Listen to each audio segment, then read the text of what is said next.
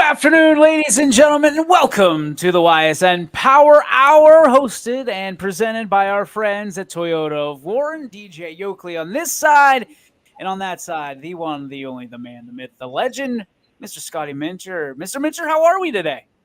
I'm great. I am ready to go today. I had the Wendy's Biggie bag. It gave me an extra burst of energy, so yeah, I'm ready. It's going to give you an extra burst of something later, too. Yeah. Let's let's start, Mr. Mincher. We have one more sleep until the NFL season is among us. Tomorrow night, Thursday night, the Ravens and the Chiefs, or as Anthony likes to call his team, battle for early supremacy in the AFC. I think it's going to come down to one of those teams. Well, I guess we'll decide later. And then a rare Friday game. Green Bay and Philadelphia play in Brazil. So we've got NFL on Thursday, NFL on Friday, college football, of course, on Saturday, and we've got NFL on Sunday, of course.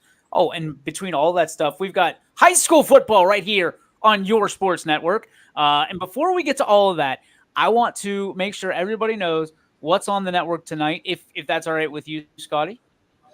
Let's do it, baby. 6:30 tonight, the Mahoning Valley Scrappers are in action at West Virginia to take on the Black Bears. We will have that for you. 7 p.m. starts everything else. So you've got Columbiana at Cardinal Mooney. That's volleyball, 7 o'clock.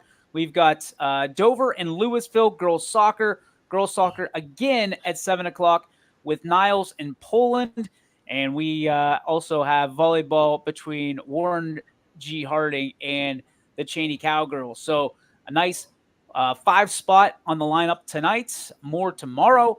And, of course, we've got a full slate on Friday.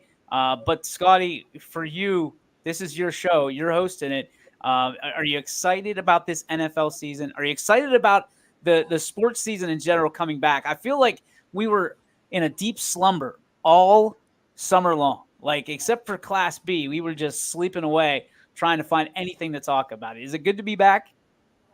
Yeah, it is good to be back, and I totally get that, and it has to be even magnified for you. I mean, as much as you love to watch Paul Skeens pitch, and I think we talked about him on the show a little bit a couple of weeks ago, and he does, I mean, to me, he's already the best pitcher in baseball. But I do think, the Pirates, the fans wish they were a little bit further along in their development, just haven't had maybe the consistency you quite wanted, or maybe, everybody thought they were a year ahead of schedule with the way they started last season. But it's definitely baseball is great, and I love baseball, but the fact that there's so many games, you can't get too high and too low. You got to kind of stay like even kill. And now that the Pirates are pretty much, out of it, that kind of takes the fun out of that for you. I still have the Guardians, but we still got a whole month to go. So it's another month of just kind of, not getting too high and too low. But football in the NFL specifically, it's like every game really does matter and is significant and can determine a playoff spot or not, especially in the AFC North. So, yeah, I've been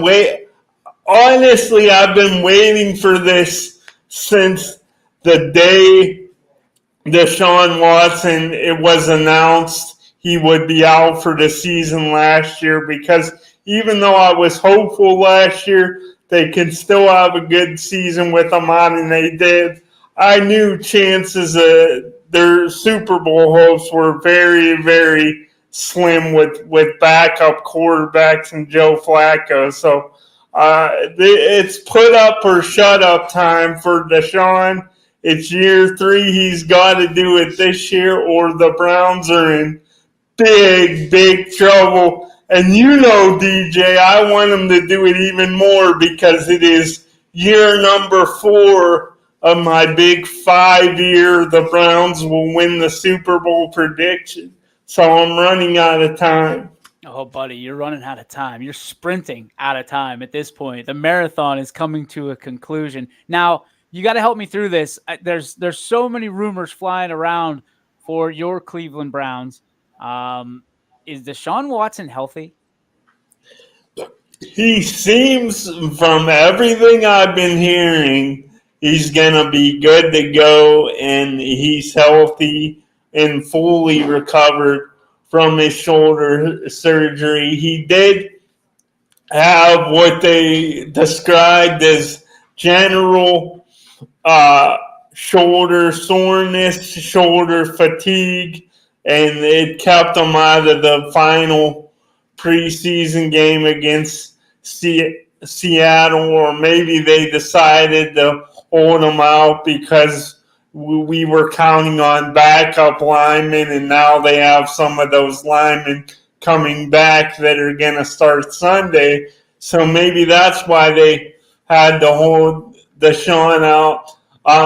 I am worried early in the season. I just think he's only played in like 12 games the last like 3 years.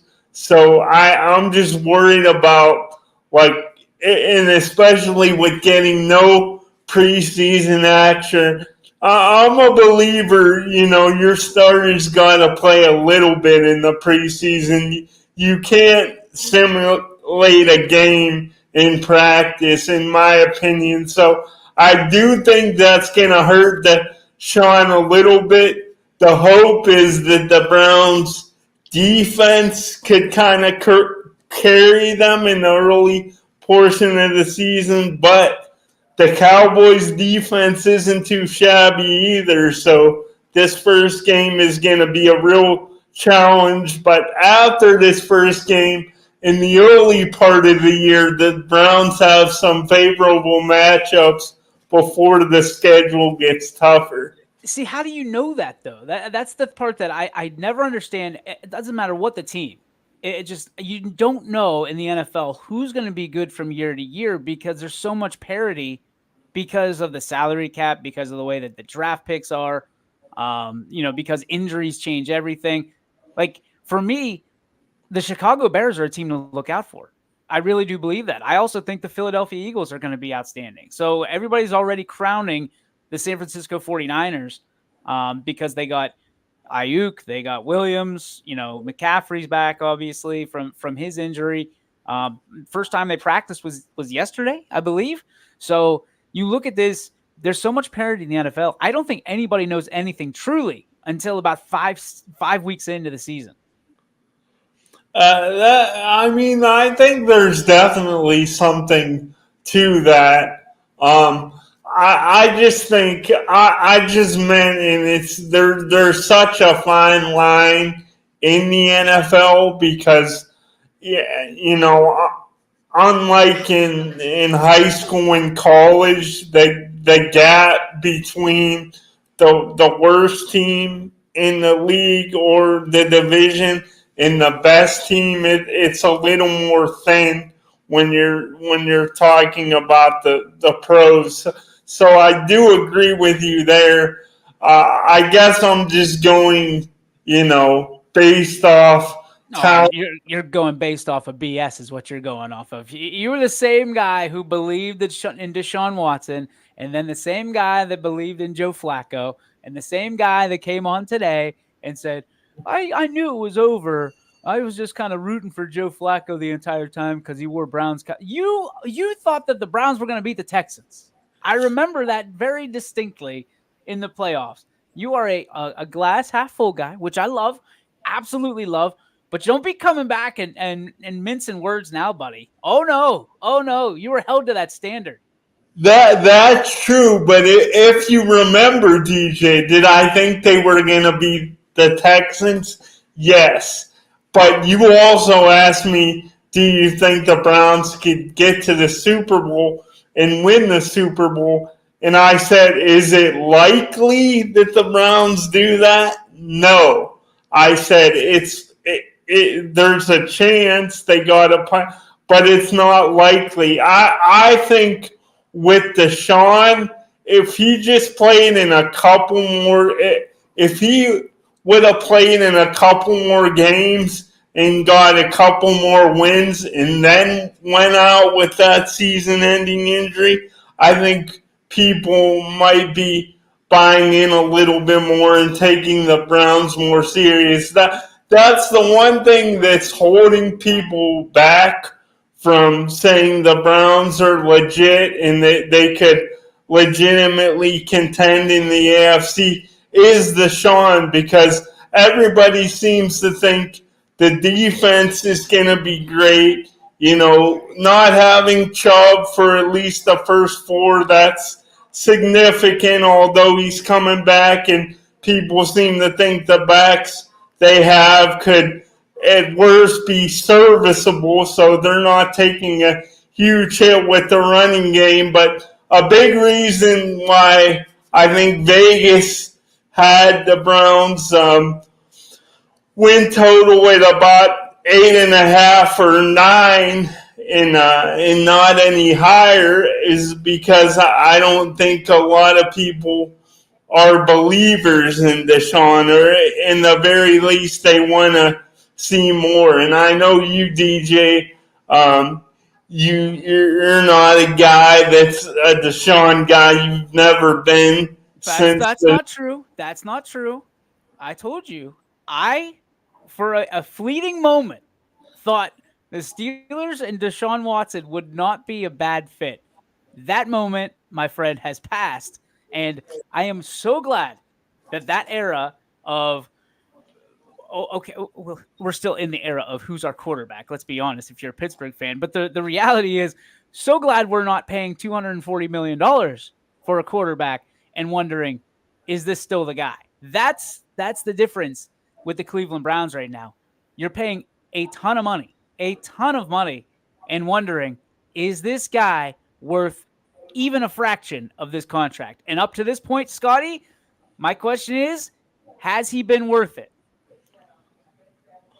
Up to this point, no, but that doesn't mean that, like, I'm not on the camp, the train that this trade's already a bust. Now, if he goes out this year and he goes out Sunday and he throws 4 or 5 interceptions and he continues to be inaccurate and turning Everybody off the bus.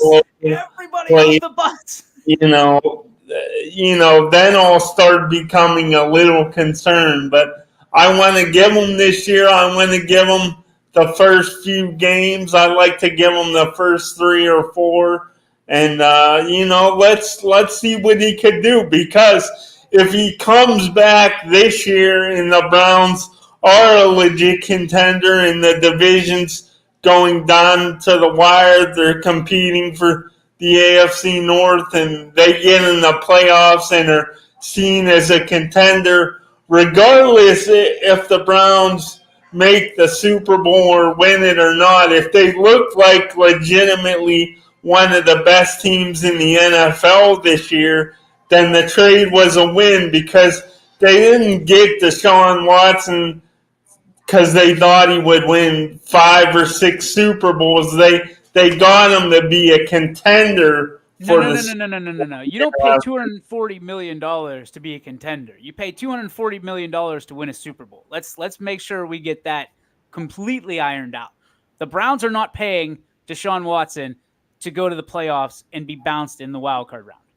They're going out to be a Super Bowl champion. Like, that is, you don't go all in, and the Browns have gone all in. If you pay $240 million for a quarterback, all of it guaranteed, essentially, you're saying it's a Super Bowl or bust. But you can say and it ties into my point about if they're a legit contender, because if they get bounced in the wild card round and if they get blown out in the wild card round, no one was really taking them that serious anyway. I'm talking about if they lose a heartbreaker, say in the divisional or the AFC Championship game, but they were right there. But Mahomes has a last minute drive or whatever. To me, that's you can't put that on this. Sean, That's just a loser's mentality, Scotty. That's a loser's mentality. And as someone who wants to win a championship, you can't go into anything saying, hey, it's going to be worth it. If Patrick Mahomes beats you in the last couple seconds, it'll be all worth it. We're just happy to be here. No, I'm not saying that, but DJ, we've talked about this many times before. It's hard to win, especially in the NFL with the cap and year after year. There's only one team that's going to hoist that Lombardi. Like, do you think Brock Purdy's a failure because he's been to a NFC Championship and a Super Bowl, but Brock Purdy's getting paid less than we are, Scotty. So no, he's not a failure. But the expectation will be when he gets paid, you're going to go win one of those Super Bowls, right? If you were paying Deshaun Watson that first contract, that first year, that $1 million, remember that one, the one you bragged about, and he went out and he was eligible to play and he won you a Super Bowl, or he didn't win you a Super Bowl and came real close, but Patrick Mahomes was the guy that beat him. Yes, I think that's an acceptable thought. But when you're paying him $240 million, listen, Jimmy Haslam is not going to sit there, and I'm not Jimmy Haslam, but as an owner of a company, if I have someone who works for me and there's an expectation that you're going to go out and you're going to make our brand better by winning every day and winning, championship after championship and putting us in a position and then clinching the deal, right? And making us more valuable. Yeah. If I put $240 million in your pocket, I hope that you're able to do that for us. If not, maybe we have a really tough conversation after the year. But I guess that's my point. Like, Deshaun could go out and play great in the playoffs, and they could lose because the defense wasn't what everybody believed. Like, what if they lose in the shootout to Kansas City and Deshaun plays great? I guess what I'm saying is you could even look at the Niners. We were talking about it a couple weeks ago, and we both kind of agreed that paying, receivers gobs and gobs of money, whopper money, is like we didn't really see the point in it. And then you see Ayuk gets this whopper extension. I mean, if the 49ers don't make it to the Super Bowl this year and win the Super Bowl, you could say, why? Because of the Ayuk extension, they're going to have to start letting more good players go. So you could say they Trent Williams for gobs and gobs of money. They're going to sign Brock Purdy for gobs and gobs of money. The thing that I love about the salary cap is that it makes for parity in this league. The problem is when you have a good quarterback or a perceived good quarterback, he eats up a lot of that cap, which is why they're talking about separating quarterbacks from the salary cap and having their own salary cap, which is interesting to me in full detail how they're going to make that work, because then you're taking basically the quarterbacks out of the player players union. But I digress. The biggest thing, Scotty, what I'm saying is, if you're going into this season and you're saying if Deshaun Watson gets us to the AFC Championship and loses to Patrick Mahomes, that was a successful season, then I'm very sorry. Like, that is a tough way to look. I guess, it's easy because you're letting yourself down early, but man, like, you're paying that guy a gazillion dollars. He better bring you a championship. That was what you said. You said he better bring us a championship or else. And I'm not talking about the AFC North. You know how I feel about the AFC North and division championships. You need a conference championship, or even more so, I think when you're getting that much money, the expectation is you bring Cleveland its first Lombardi trophy. let me ask you: do you think staying in the North and in do you think Joe Burrow, like to this point, has he lived up to it? The contract he was, you know. Joe Burrow is the best pocket passer in the NFL. Hands down. Hands down. The best pocket passer in the NFL, and there's nobody close. He hasn't been healthy though. You've talked about it before, and it's one of the things that I think that is a legitimate gripe with Deshaun is like the best ability, one of the best ability, Availability. yeah, being out there and on the field, and Joe Burrow, and who knows, maybe he stays healthy. Okay, let me ask you this. Let me counter your question. You've got 1 year to win a championship, and you can pick within the 4 quarterbacks, or 5 if you want to pick between 2 Steelers quarterbacks, in the AFC North. Who's given you the best opportunity to win a Super Bowl?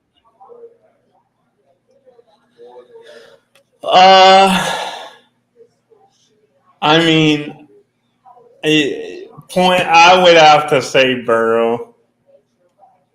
I would have to say Burrow. So you tell me if he's worth his contract. If a Browns fan saying he would take Joe Burrow. Yeah, Let me ask you this: who's number 2, Scotty? If you can't get Joe Burrow, who are you taking?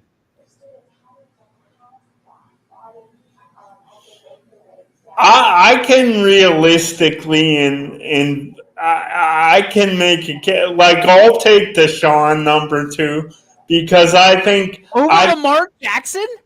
I would because Lamar hasn't proven a darn thing in the playoffs in the postseason. The dude has 2 MVPs, Scotty.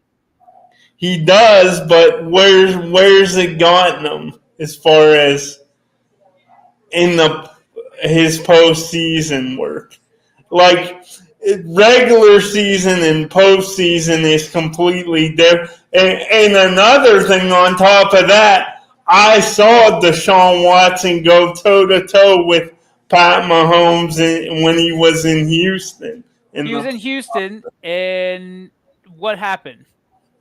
They lost, but he had the Chiefs just had the better team. It wasn't Sean's fault. Oh my goodness. You are an eternal Deshaun Watson fan. Like, if I didn't know any better, you would have investing options and stock in his massage parlors. Incredible. Incredible, Scott. I cannot. Would you take Aaron Rodgers or Deshaun Watson? I mean, Aaron's won a Super Bowl, so that's a little. Okay. Would you take Russell Wilson or would you take Deshaun Watson? Deshaun Watson. But Russell won a Super Bowl.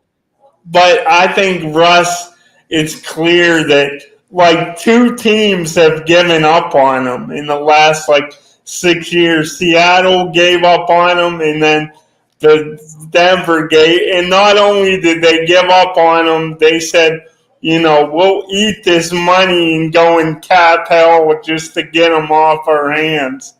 I think Russ is cooked. Our residential massage parlor expert, Sean Ferrier, joins the show, says Scotty is on one. Hi, Sean. Good to see you, buddy. Appreciate you. I know you're laughing right now, probably shaking your head. Some big things, some big announcements coming for Sean Ferrier. We're excited to help that out. But realistically, Scotty, how many quarterbacks in the National Football League would you take Deshaun Watson over? There's 32 quarterbacks. He's one of them. Is he in the top 10? I think he is, and he will be. And as long as you have a top 10 QB, you could win a Super Bowl and be fine. I think he's going to show this year that he's a top 10 quarterback. And what gives you that? I don't even know what to call it. delusion?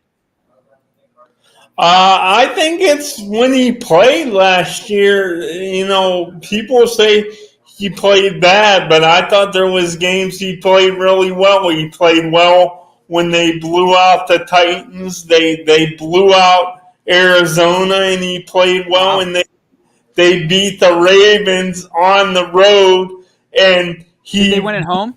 he beat them with a broken shoulder. Oh, you know who else won with a broken shoulder? The guy you booted the hell out of town a few years ago. That got you the furthest that the Browns have ever been, besides, the fumble and the drive. So, like, here's my thing.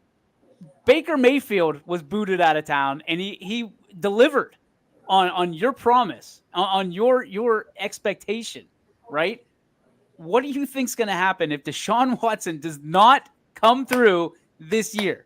Deshaun Watson, they're not going to boot the defense. The defense is your bread and butter. Everybody loves your defense. The number one overall in the last 38 years. If you talk to any Browns fan, they're the greatest thing since the '85 Bears. Deshaun Watson is the face of this franchise, for good or for bad, for better or for worse. What is going to happen if he delivers an 8-9 season or a 9-8 season, and you either just get into the playoffs and get bounced again, or don't make the playoffs at all? With 1 year remaining on his contract, correct? After this year, I think there's one. What do you do? But I mean, but what if let's say the Browns don't win the Super Bowl, but say he gets them to the Super Bowl and they lose, just like Burrow did with Cincinnati a few years ago. You would still say if the Browns get to the Super Bowl this year and lose, you would have to say that the contract was worth it, because they never even, like, Bernie didn't even get them there. And no shade thrown on Bernie. I love Bernie, but it's something he didn't even do. So if Deshaun is the first one ever to get the Browns in the big game, the biggest game on the planet, he's got he puts, that's almost a small legacy in itself, let alone if he wins the Super Bowl.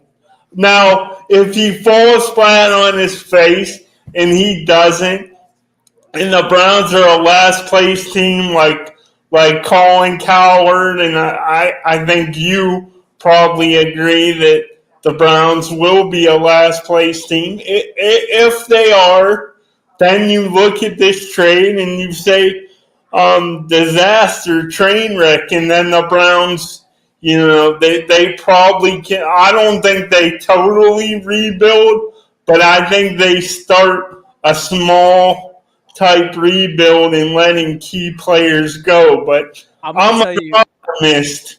I know you're an optimist, Scotty, and I think you're also hammered drunk right now, because there's no way that you honestly believe that Deshaun Watson goes and gets a team to a Super Bowl, and that's good enough. Like, that's a struggle for me. Like, I don't understand that mentality at all. Like, that's like, going to the store to get a candy bar and just looking at it is not enough. Like, you've got to buy it. You've got to steal the deal. You got to eat it. Wait a minute here. You said it was good enough for Joe Burrow. So if Joe Burrow on a rookie contract on a team that wasn't supposed to win the AFC North, yes, they overachieved that year. The Browns paying $240 million or whatever it is.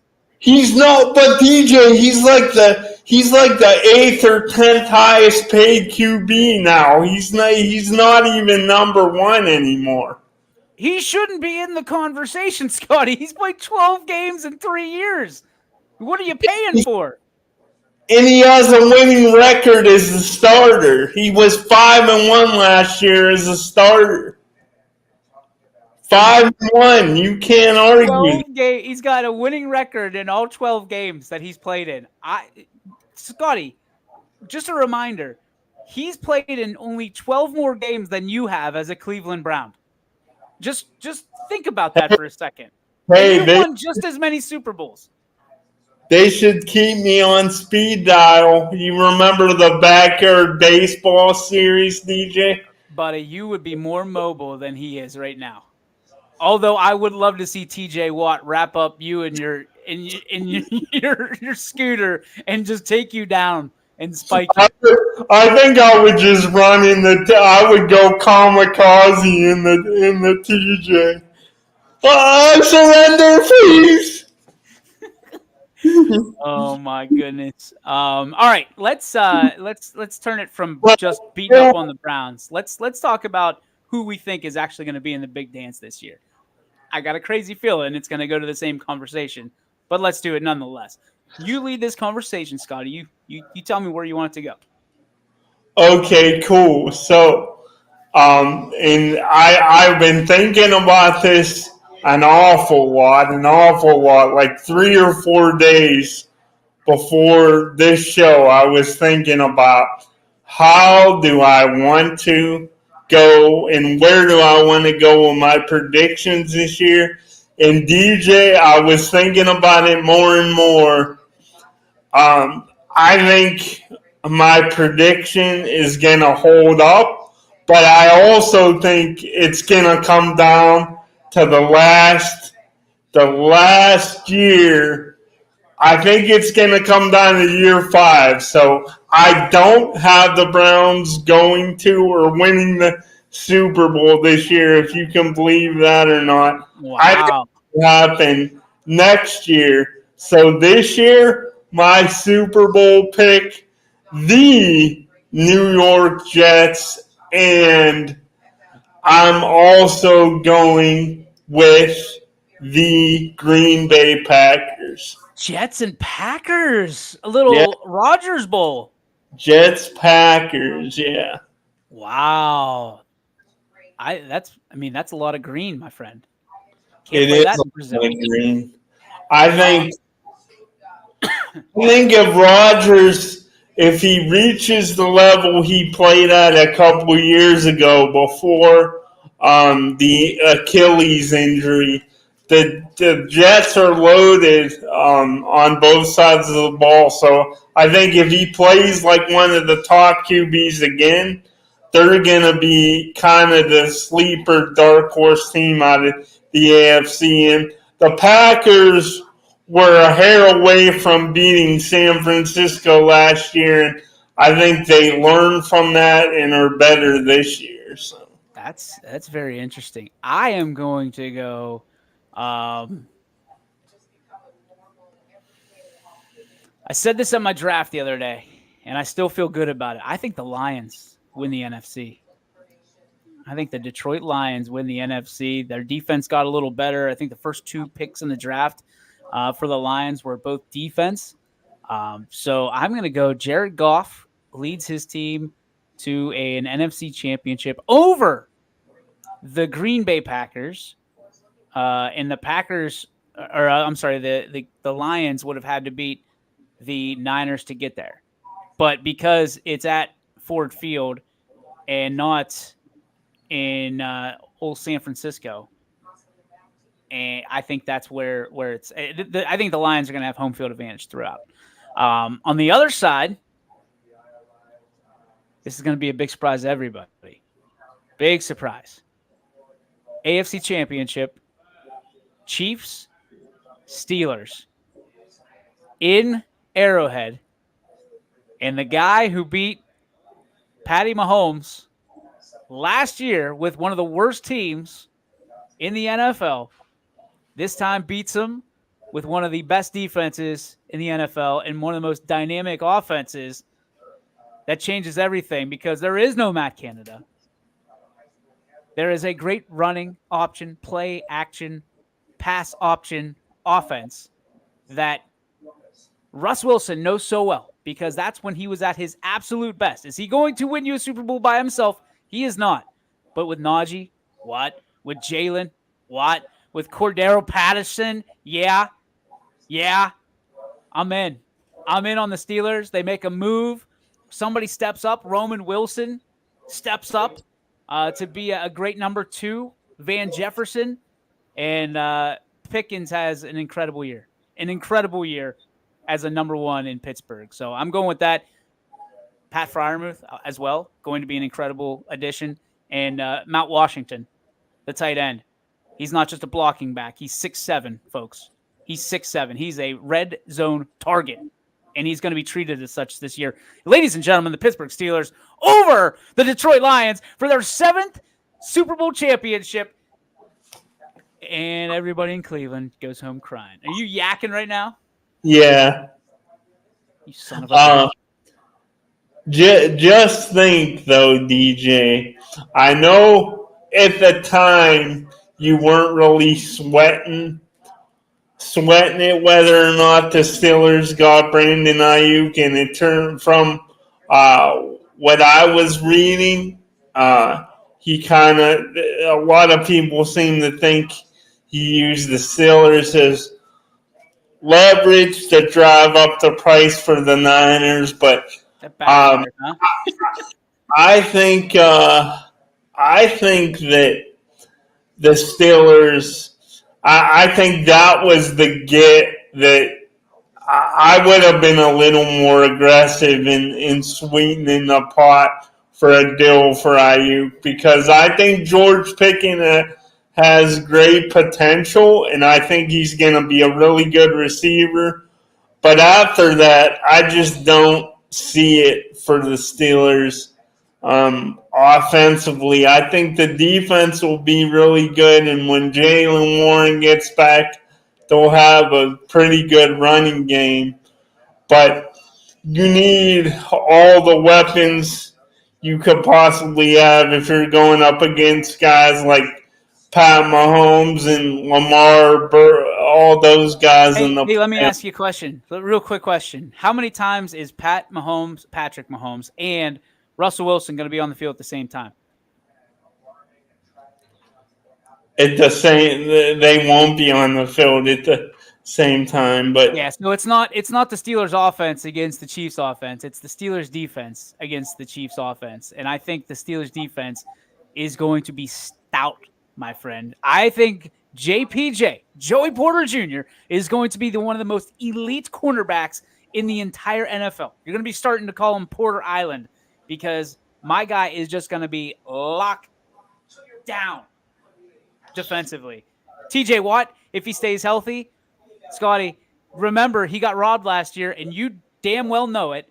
Last year he was robbed every statistical category that was actual statistical categories and not fugazi statistical categories that these nerds in the basement made up. TJ Watt led it by leaps and bounds.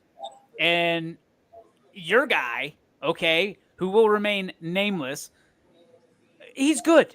He's good. He plays about half the snaps, and he gets half the stats, which is about right. And he gets rewarded for doing that. I don't understand it. He won it because it was projected. Because the Browns had the most 3-and-outs in the league last year, because they were the best defense, because they had Myles Garrett on the team. That's why. So you're on my team, right? And we win a championship. The league, DJ, look it up. They got the most 3-and-outs in the league. So how does that win you a Defensive Player of the Year, Scotty? There's 10 other guys out there. Because they're playing more snaps than he is. Give it to Joker or whatever the hell that guy's name is. He played better than Garrett. He's getting doubled and tripled most of the time. And TJ Watt's not. TJ Watt. TJ Watt is. Trust me, I'm sure that TJ Watt slips through the cracks of the game plans for offenses throughout the week for everybody in the NFL. They just forget about 90. Who the hell is he?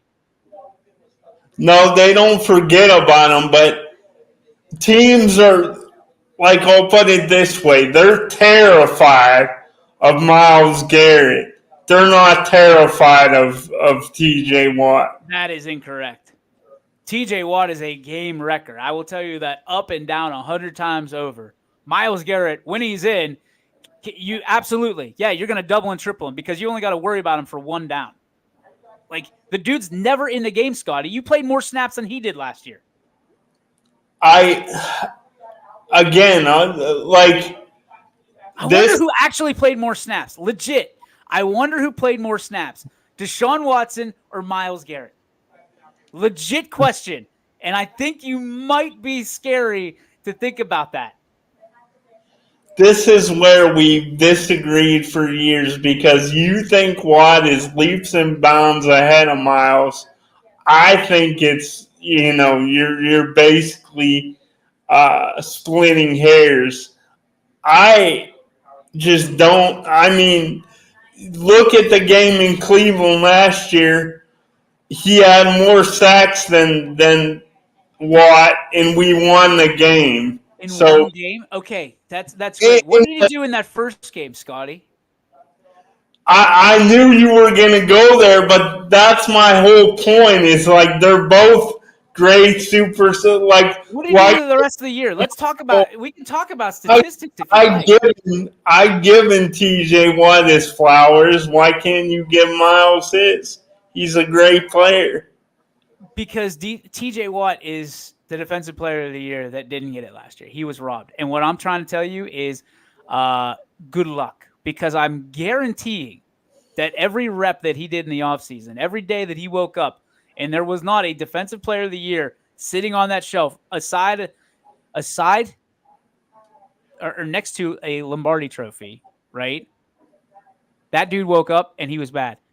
I'm just saying that don't be surprised if Myles Garrett is a guy that is absolutely just comfortable coming into this season, and it'll show. It'll show.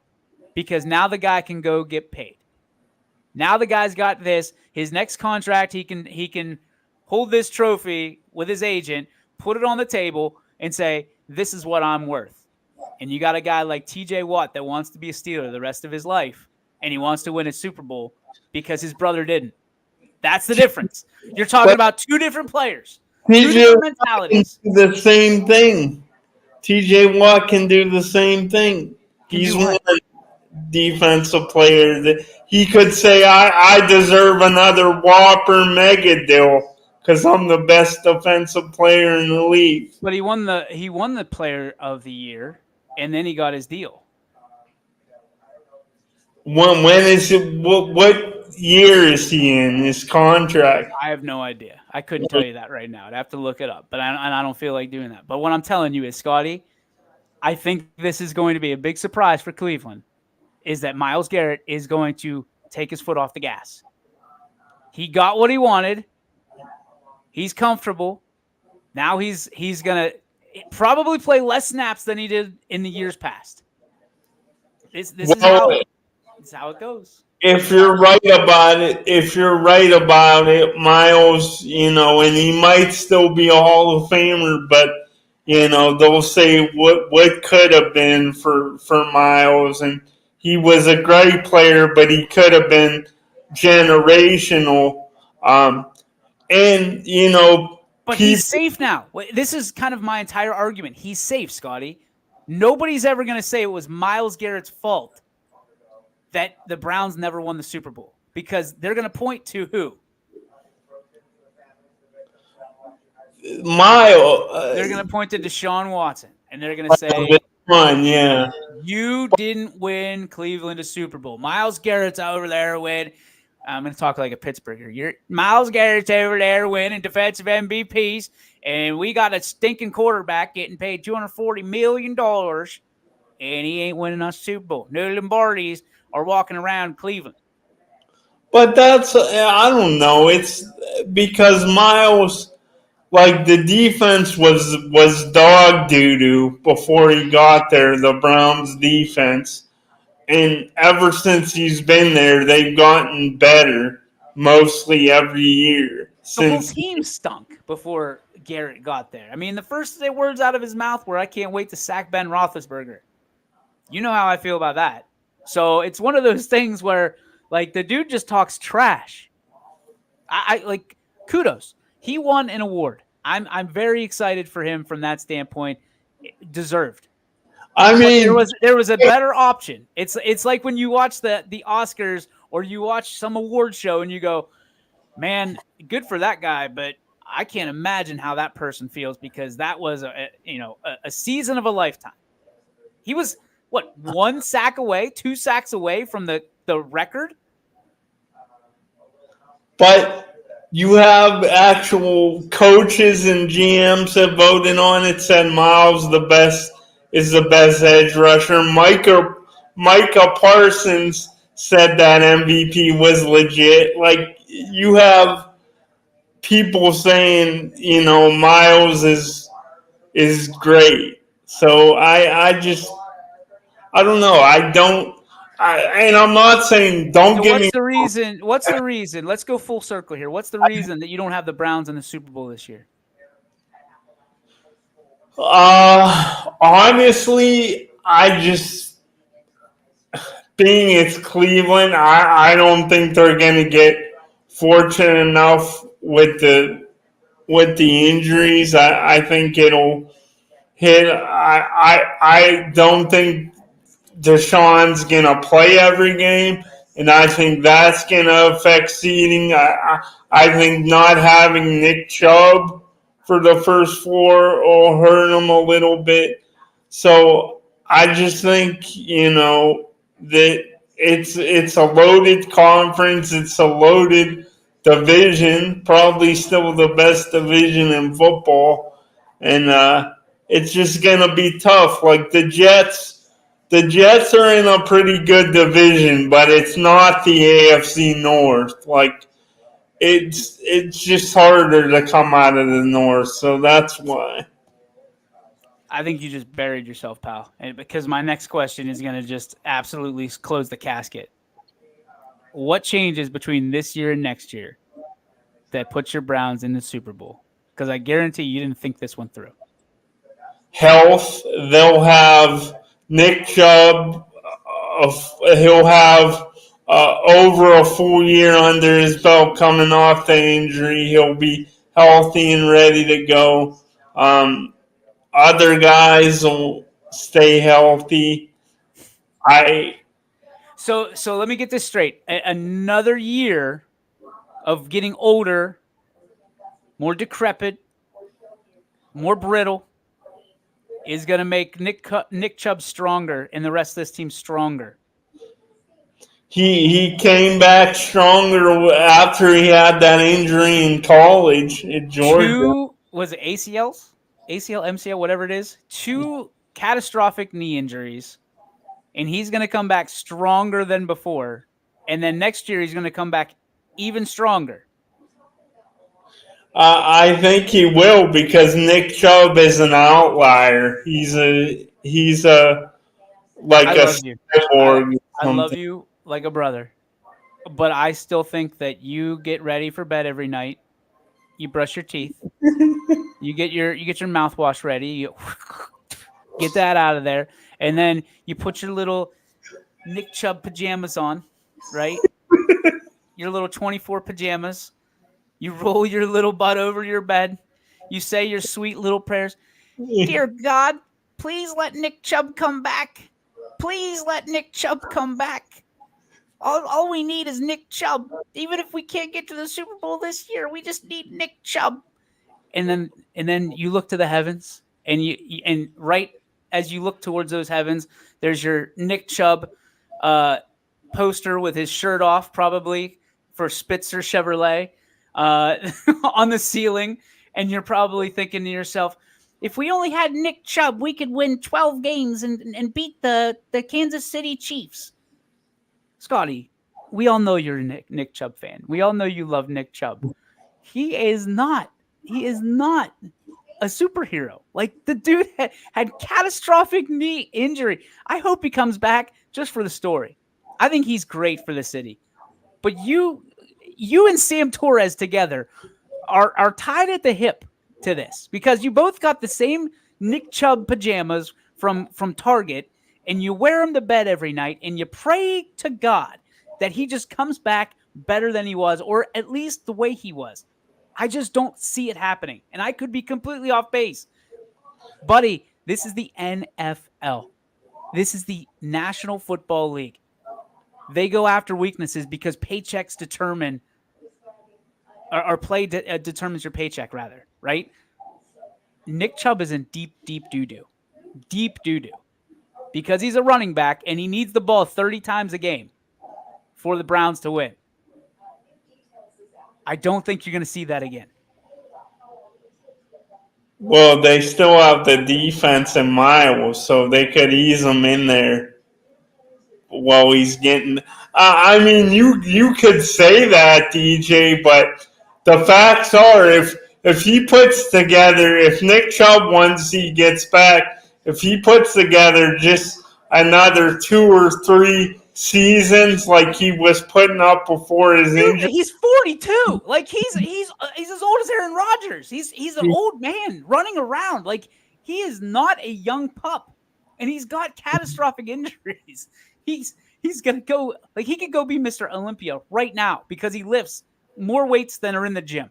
But Scotty, he's not superhuman. He's not even 30 yet though. He'll be fine. Oh gosh. Oh. If he comes back this year, they finish strong, they play well. If next year and the year after he has great seasons, I know you won't like it, DJ, because he's a Brown, but he's gonna be in the Hall of Fame. That's just what it. He's already a borderline Hall of Famer. Spin that back. How does he get to the Hall of Fame? If he has another 2 or 3 really productive seasons running the ball.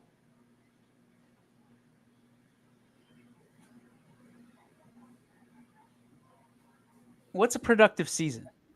How many yards did he have last year? Well, he was hurt. He played. This is so all the NFL awards now, even the Hall of Fame. We're going to do projections on what he would have had he played 100% of the snaps, like we did with Myles Garrett last year with the Defensive Player of the Year. I know it's hard for you, DJ, because you're a Steelers fan. No. This is honest. Like, it is right now, this moment, you're telling me that Nick Chubb is a Hall of Fame player? He's borderline. Look Based on what? Look at his numbers.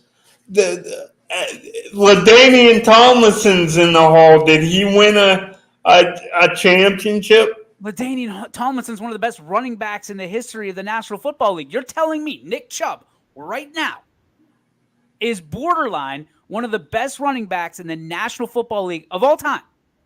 Yeah, I wholeheartedly believe you are more than PJs, buddy. You are like you. Oh my gosh, is he there right now? Or like, am I being punked?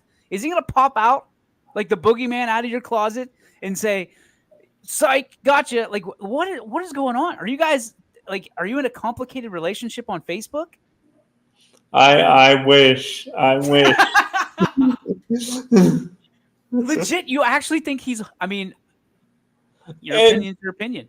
Again, I said borderline. I didn't say shoe-in, but yeah, I know you still think it's crazy. But so in that matter, Deshaun Watson, because he took Patrick Mahomes to the limit 1 year in Houston, is a Hall of Fame quarterback. Running back is dead. I mean, what did Adrian Peterson accomplish in his career? But people consider him one of the best to do it. You didn't just say that. Adrian Peterson's one of the greatest running backs in the history of the NFL. Yes. A million times over, yes. You're comparing Adrian Peterson to Nick Chubb right now. In a couple years, his numbers, again, look at his career numbers, DJ. Oh, I will. Trust me, I will. And I'll have a complete write-up and report next Wednesday on this show. And we're gonna chat about this, buddy. And by the way, I know we're wrapping up now. But I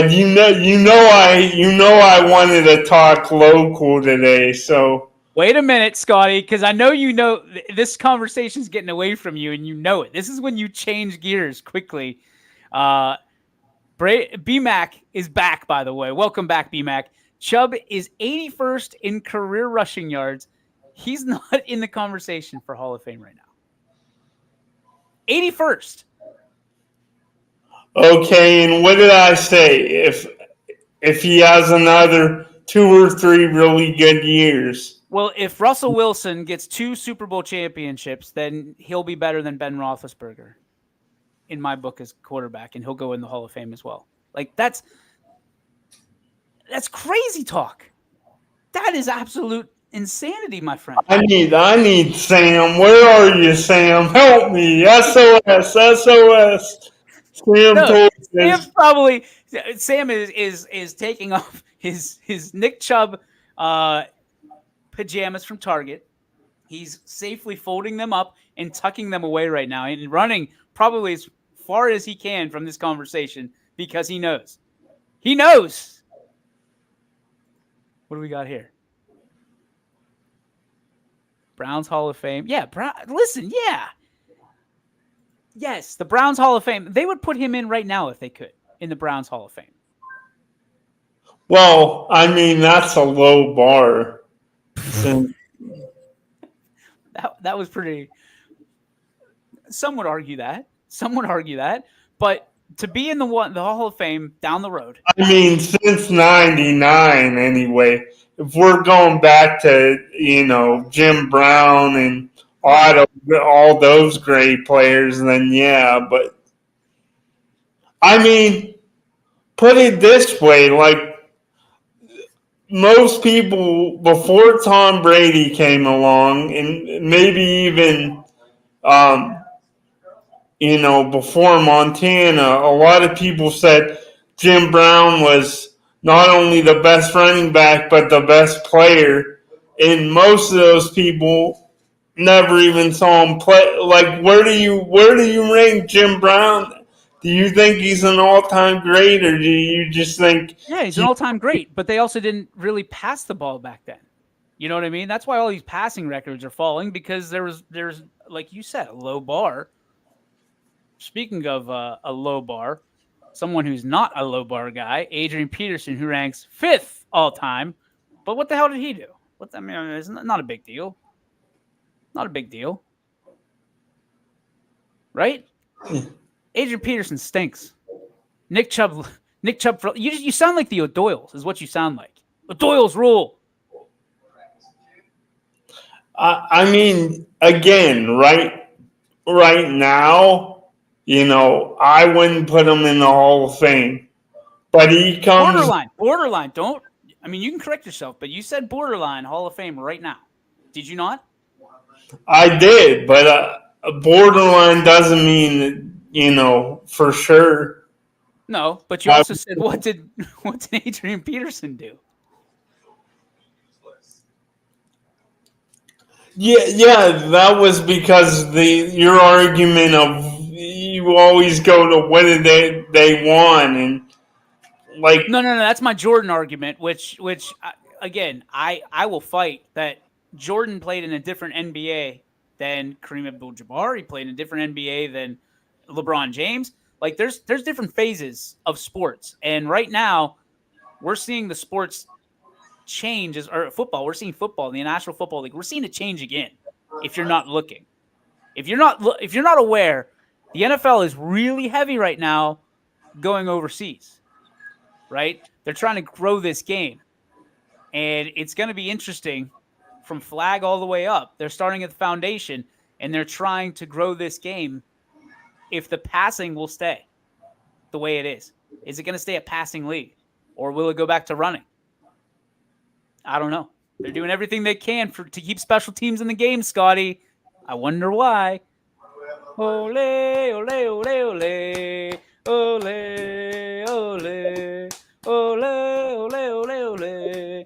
Ole, ole, ole. All right. You want to put? Yeah, we got to put a bag on this. All right. Let's hang on. I saw another comment by Mikey Swinehart. Sean Alexander had 100 career rushing touchdowns. Nick Chubb doesn't even have 50 career rushing touchdowns, and Alexander won't be in the Hall of Fame. Ooh, that's something to chew on. A little something to chew on. Chubb is 96th in career touchdowns.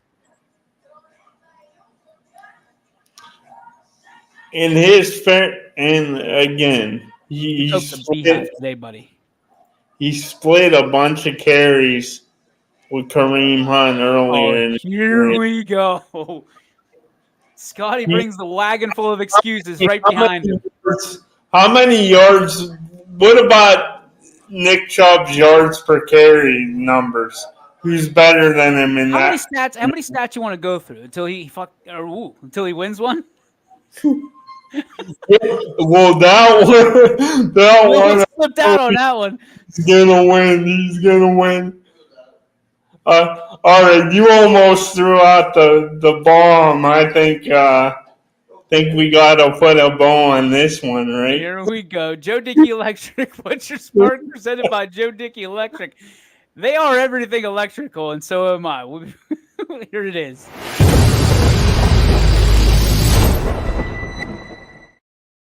I'm due for one of those. I'm due for one of them. I guarantee you it'll happen. Probably on a Wednesday. I'm talking to you. It's Joe Dickey Electric. What's your spark? Powered by Joe Dickey Electric. They are everything electrical. Visit them today at DickeyElectric.com. So my spark, and it kind of ties into a little bit to our show today. But my spark, first I want to say I'm so happy and thankful for you, DJ, and everybody else that's let me be a part of Audible Call. I'm back. I've been back these last few weeks after a year hiatus, and I'm just having a blast running the scoreboard and chatting it up with Anthony and Ack. So it's just been so special to me. And the NFL is back, so that's got to be one. You're kicking ass on that scoreboard, buddy. You are kicking ass and taking names, and we're super proud of you for it. So those are my sparks. Thank you. You're welcome. You're welcome. Absolutely. You're working hard on it. You deserve it, dude. Mine is going to be, yes, the NFL is back. Paul Skeens better win the National League Rookie of the Year. That's all I'm saying. He better win the NL Rookie of the Year. If he doesn't, again, it's rigged the same way that the Defensive Player of the Year is in the NFL, apparently. So that's my story, and I'm sticking to it. That's going to put a bow on today's show. Thanks, as always, to Scotty Mincher. Thanks, everybody, for commenting. Greatly appreciate it. We have one more comment. Oh, boy. Oh, you knew this was coming. Radar Pavlov says the high school football game for me to watch this week is the matchup between the West Branch. It says West Branch, right? Yeah, he spelled it wrong. And Gerard. Interesting.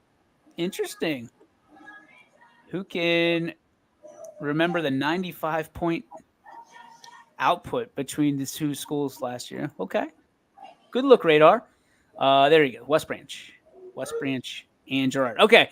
That's going to do it for our show. Thanks to Scotty Mincher for tuning in. Thanks to all of you for tuning in as well.